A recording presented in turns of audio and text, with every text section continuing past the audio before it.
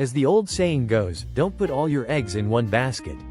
When it comes to investing, this advice couldn't be more important. Relying too much on a single investment can be risky, and that's where diversification comes in.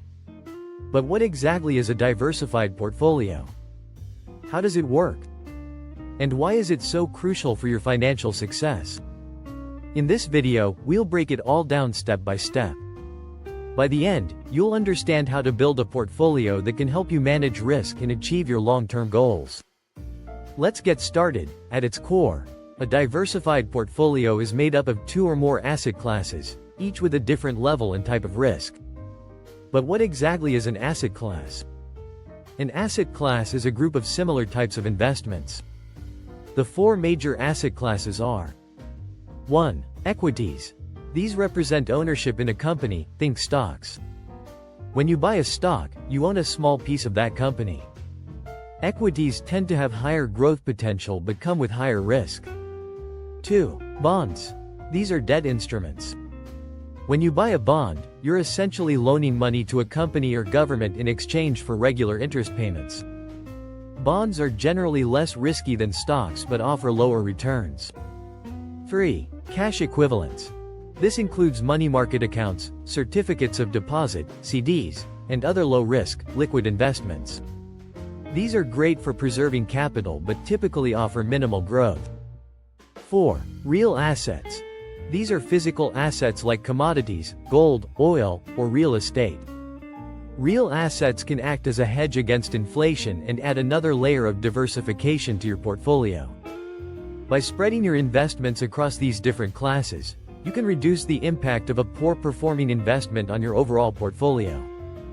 For example, if the stock market crashes, your bonds or real estate holdings might help offset those losses. But diversification isn't just about picking different asset classes, it's also about understanding correlation. Correlation refers to how investments move in relation to each other. For example, while stocks and bonds are different asset classes, stocks and high-yield bonds often react similarly to market volatility. This means if stocks drop, high-yield bonds might also drop. On the other hand, municipal bonds tend to have a negative correlation to stocks, meaning they often perform well when stocks struggle. Here's another example. Let's say you invest in both technology stocks and utility stocks. While both are equities, they often react differently to market conditions. Tech stocks might soar during a bull market but crash during a downturn, while utility stocks tend to be more stable because people always need electricity and water. By selecting assets with low or negative correlation, you can create a portfolio that's better equipped to handle market ups and downs. Now, how do you decide how much to invest in each asset class? This is where asset allocation comes in.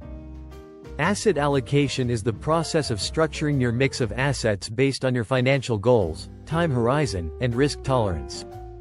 For example, if you're young and have a long time horizon, say, 30 or 40 years until retirement, you might allocate more to stocks for growth. A common rule of thumb is to subtract your age from 110 or 120 to determine the percentage of your portfolio to allocate to stocks. So, if you're 30, you might invest 80% in stocks and 20% in bonds. On the other hand, if you're nearing retirement, you might shift toward bonds and cash equivalents for stability. This helps protect your savings from market volatility when you need to start withdrawing funds. Remember, asset allocation is a long-term strategy, but it's not set in stone. Over time, you'll need to rebalance your portfolio. This means adjusting your asset mix to maintain your desired level of risk and alignment with your goals. For example, let's say you start with a 70% stock and 30% bond allocation. If the stock market performs well, your portfolio might shift to 80% stocks and 20% bonds. To rebalance, you'd sell some stocks and buy more bonds to return to your original allocation. So, why does diversification matter? It's a time-tested approach to investing that helps you generate more consistent results year after year. While it won't guarantee profits or protect against all losses, it can help you manage risk and stay on track toward your financial goals. Let's look at an example. Imagine two investors. Investor A puts all their money into a single tech stock. Investor B diversifies across stocks, bonds, real estate, and cash equivalents. If the tech sector crashes, Investor A could lose everything. But Investor B's portfolio would likely remain stable because the losses in one area are offset by gains in others. Diversification isn't just about protecting against losses, it's also about capturing opportunities. By spreading your investments across different asset classes, sectors, and regions, you increase your chances of benefiting from growth wherever it occurs. Diversification is one of the most powerful tools in an investor's toolkit. By spreading your investments across different asset classes, understanding correlation, and regularly rebalancing your portfolio, you can build a strategy that's designed to weather market volatility and help you achieve your goals.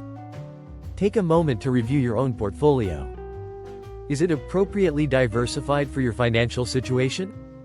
If not, consider adjusting better reflect your goals and risk tolerance. If you found this video helpful, don't forget to like, subscribe, and hit the notification bell for more tips on investing and personal finance. Thanks for watching, and here's to building a brighter financial future.